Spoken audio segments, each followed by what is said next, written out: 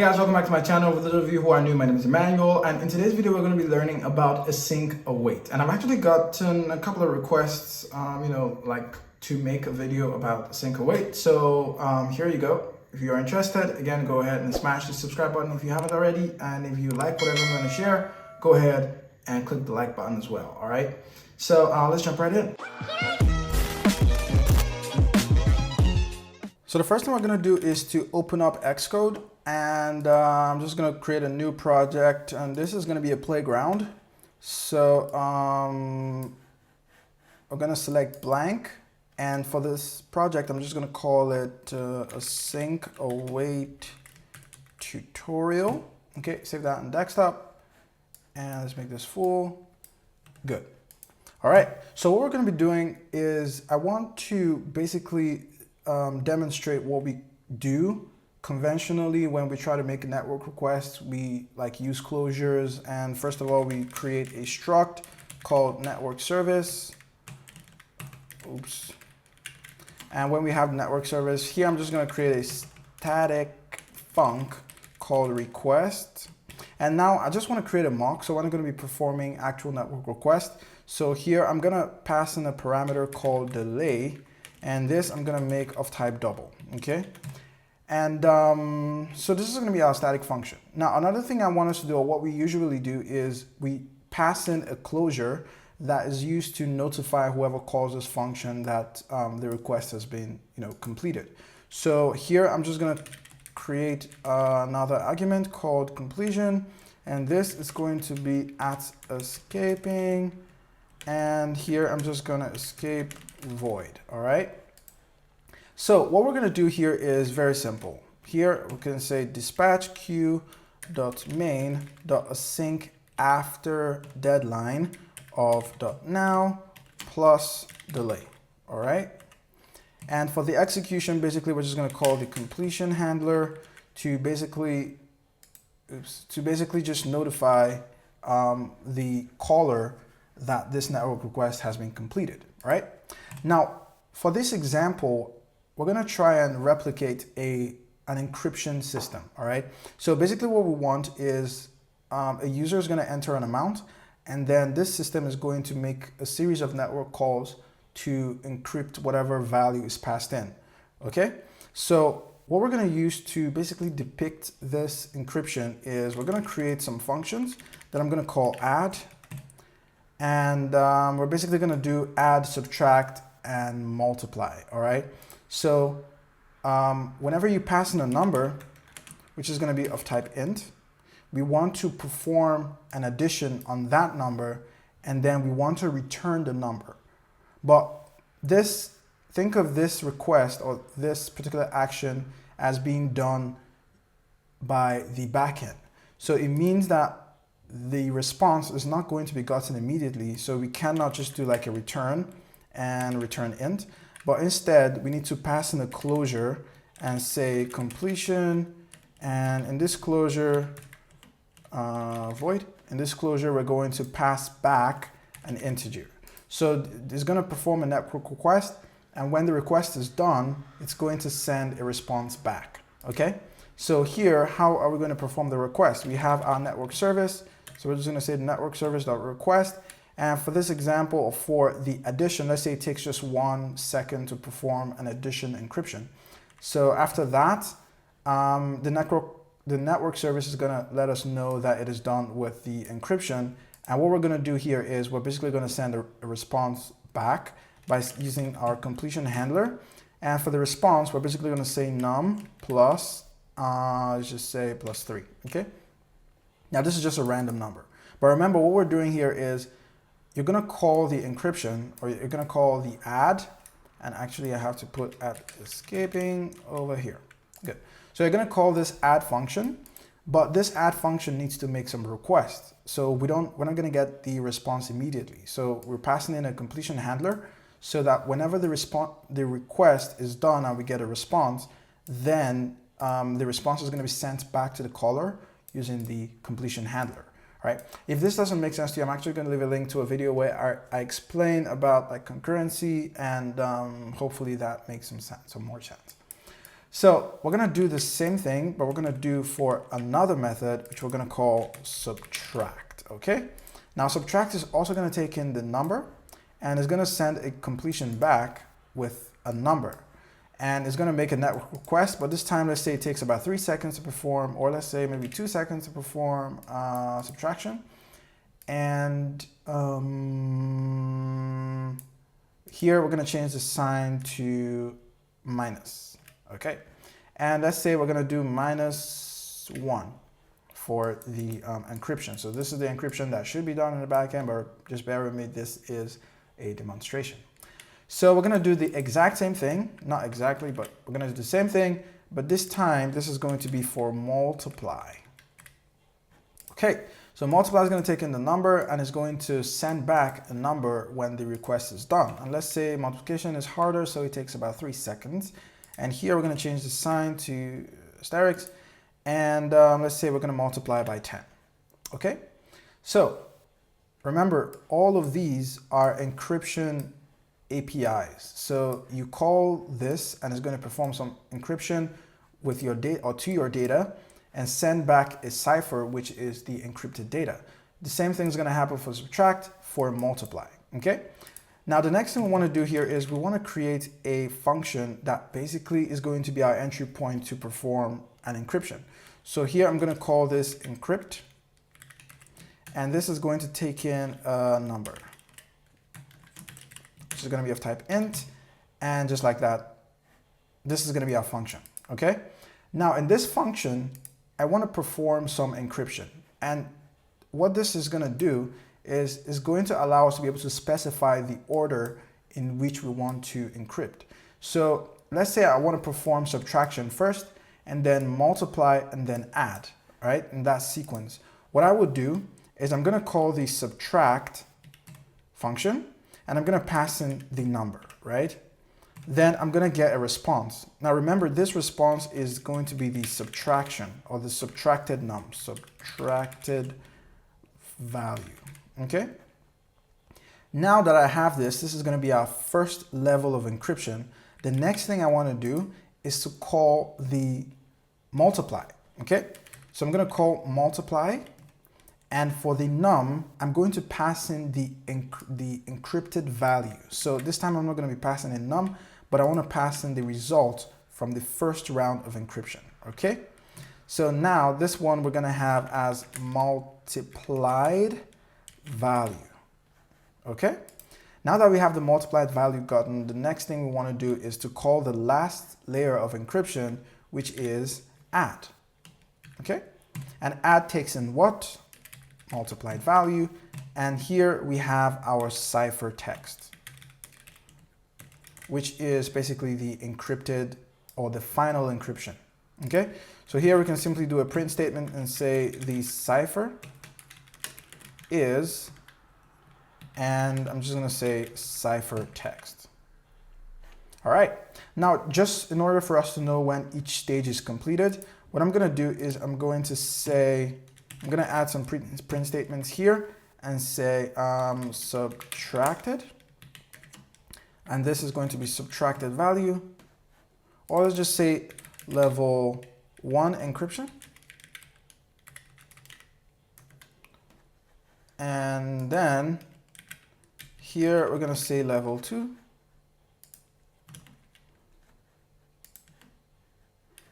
And here the final level. You can just say final.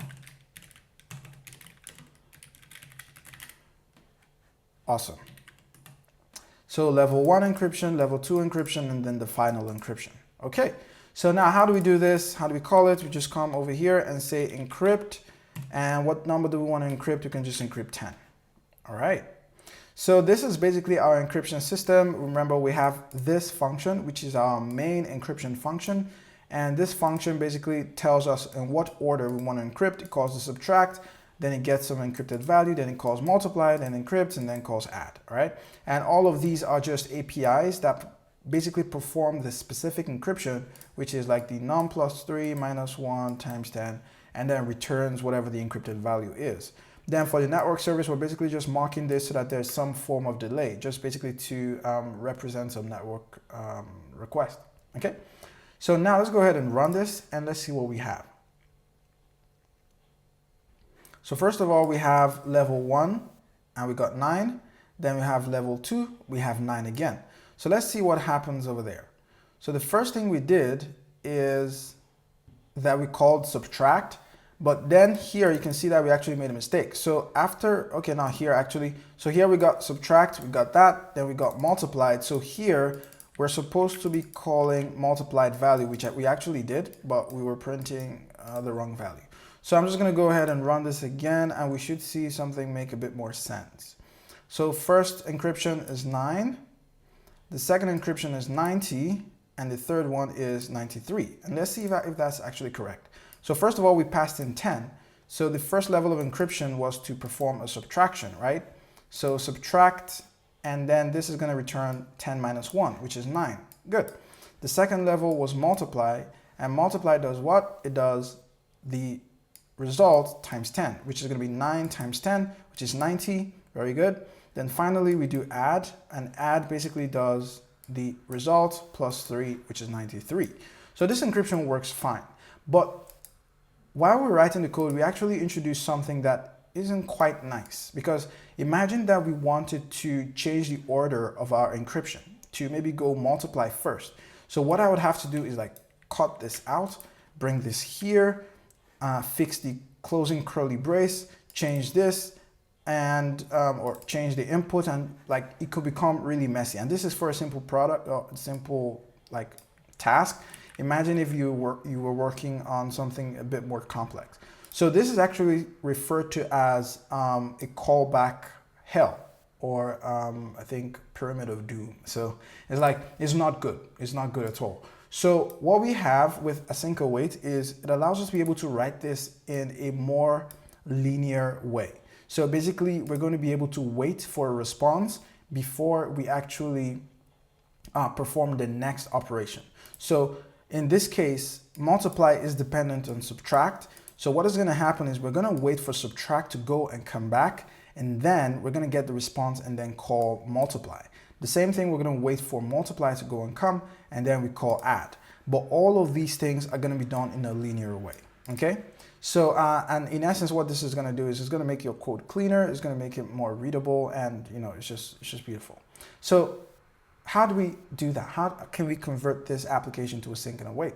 So, what we're going to do is, first of all, we're going to start by converting our network service. So here, this is going to stay. We're going to have the request. We're also going to pass in the delay. But what is going to change here is this. Whenever you want to create an async function or an async await function, the first thing you need to do is right here after the closing brace, you need to write async. Okay? So this is the first thing we need to do. Now, I still want to mock our request, but if you were using something like URL sessions and all those things, by default, you would already have like the async function, all right, or the async await function. So what you would be able to do is just say await and whatever your request is going to do, all right? But here, I want to mock this function. So what I'm going to do is I'm going to write something called task.sleep, okay? And I'm going to sleep for duration. And this duration is in nanoseconds, meaning that we're going to need to convert this to, how do you say this? Seconds. So here, first I'm going to convert the delay to UN64, and then in order to convert the nanoseconds to seconds, I'm going to have to multiply this by 1 billion. So 1, 2, 3, 1, 2, 3, 1, 2, 3. Okay. So I can decide to just remove the commas or replace with an underscore so that it's more readable. All right. So basically what this is going to do is it's going to create an async function. And what we need to do to this is we need to wait. Okay. So remember, this is an async await function, meaning that the function itself is going to be async, and within the function, we have to await a particular task. In this task, in this case, what we're basically doing is we're waiting for a task that is just going to execute in n seconds or delay seconds. Okay. Now this actually throws an exception, so we just have to come over here and can just do try or handle it in whatever way you want. So that's it. So basically, again, just to make this clearer, what we're doing here is I'm basically creating a mock async function. So this particular highlighted section, you can think of as your actual network request. So if you were using something like URL request, and that is going to make some request to your backend, you would await the response from the backend, okay? And you would get some results. So you could even assign the results to, you can get something like let data response be equal to something like this, okay? So it just depends on the kind of request that you're making. But as long as it is an async function, then you have to wait for it to get back, okay?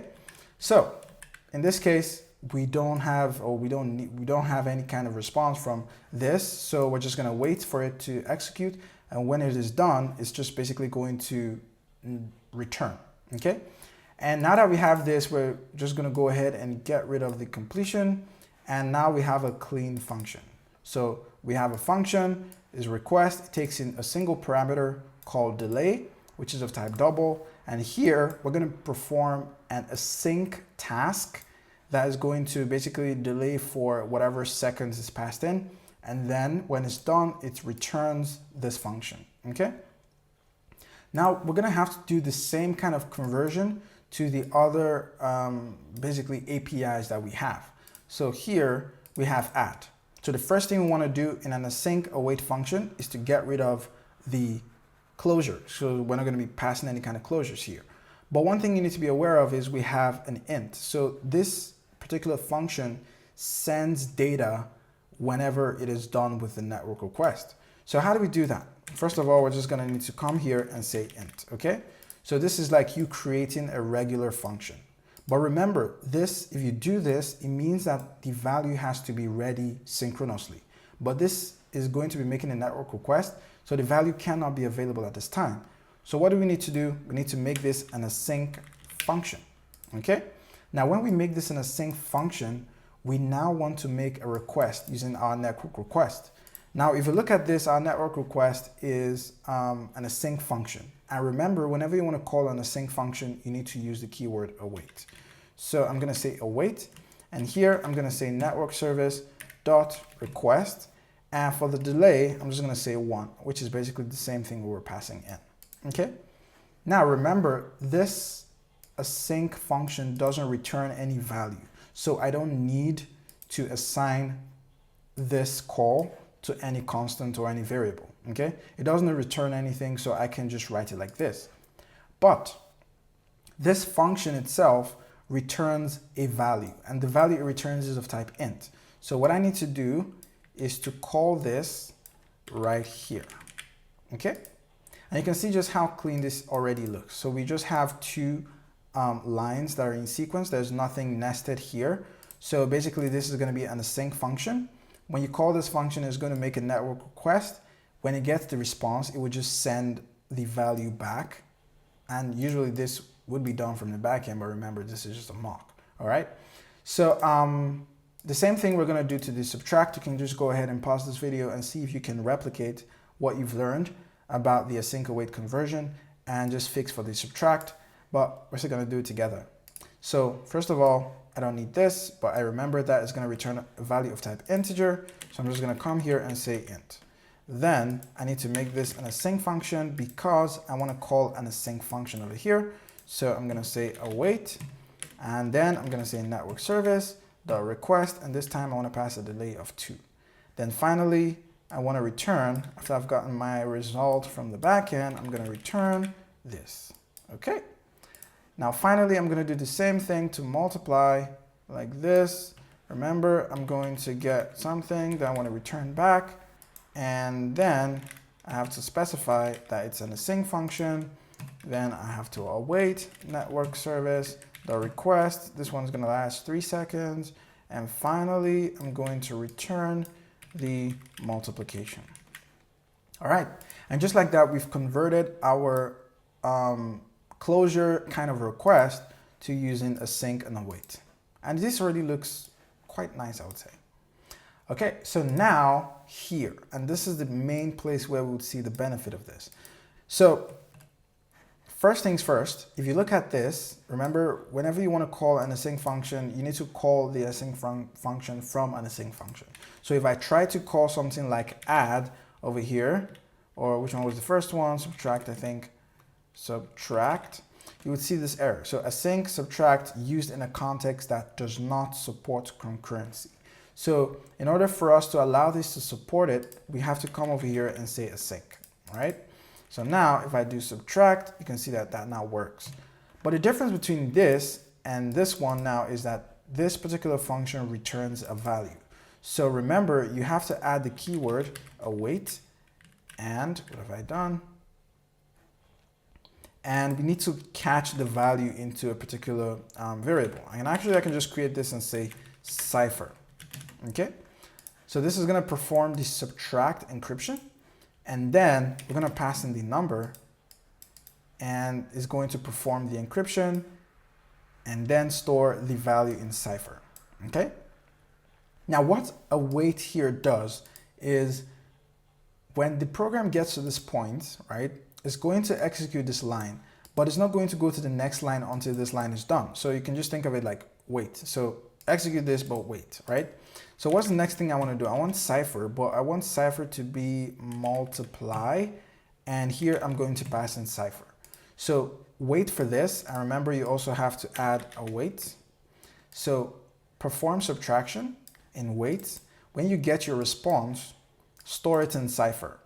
Now in the next line, so when it's done with this, it'll now go to the next line, and the next line is going to say perform multiply using the cipher from the previous line, wait. When you're done, update cipher, right? Then the last thing we want to do is we're going to call cipher again, or we're going to set cipher to now be equal to add, and what do we want to add? Cipher. And this is basically all of these things that we were doing over here. So, but you can see the difference. For this one, we had to perform one operation, wait for the closure, and then perform the next one, wait for the closure, perform the next one. Now, in this case, if I wanted to change the order in which I'm performing my encryption, I could simply just move this one up. So now it's going to perform subtraction and then add and then multiply, or I just move it down, right? You can move this one down as well, although you're going to need to change this one, okay? So this is just awesome. This is very beautiful. But let's go ahead and run this and make sure that everything is good. So I'm just going to put the print statements there just so that we can see everything clearly. And finally, we put this one right here. Okay. All right. And here we're just going to be printing the cipher, cipher, cipher. Good. Now we are done with converting this one to an async function. But there's one more thing here. We're trying to call this function, but remember this is an async function, but this scope is not an async function, right? So how do we do this? One very quick way we can do this is just to say task. And if you actually look at what task is, you'd see this is a unit of asynchronous work. So you can think of this as you having an async function. So it's like you creating an async function like this, all right? That's what task is for you. But remember, whenever you're calling an async function, you have to await. So here, even though it is in task, you need to say await, and then you call this function, all right? So another thing you could do, of course, is to move task into this block, just because we don't need this to be await. So basically, when we're doing that, we basically just remove this one, and then we'd say task like this, and then move all of these into this block, which is basically an async block, and then here we can call it as encrypt, okay? And that's basically because we're not returning anything. We don't need this to be an async function, all right? Now, we can go ahead and run this, and let's see that we still have the same output. So level 1 encryption, we have 9, the next one should be 90, and then 93. Perfect, so everything works great. Now, one question you might ask is, does this obstruct the main thread? Can you guess? guess while I add some print statements. Oops, print. So I am done encrypting. Oops. I don't even know what I'm spelling. Ah, good. So do you think that the application will be stuck here, or do you think it's going to execute this asynchronously? Now, if you guessed that it would execute it asynchronously, then you're correct. Actually, let's see, why is this XCode? I'm just going to restart this very quickly.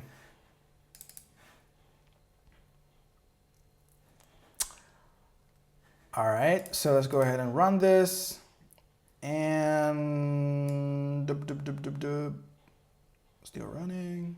All right, so you can see it just says I'm done, and then this and the next one. So it still executed asynchronously. It didn't have to, because remember what I told you, this is an asynchronous block. So this is basically going to take it out of the main thread, and then it's going to execute whatever you want. But within this task, it is going to await, so everything is going to execute in sequence. All right, so that's actually it for asynchronous or async await. If you have any questions, please go ahead and ask me. I hope I didn't confuse you in any way. If you found value in this whatsoever, then just go ahead and click the like button. And if you haven't subscribed, you can go ahead and subscribe and turn on notification. But that's it. So see you guys in the next video.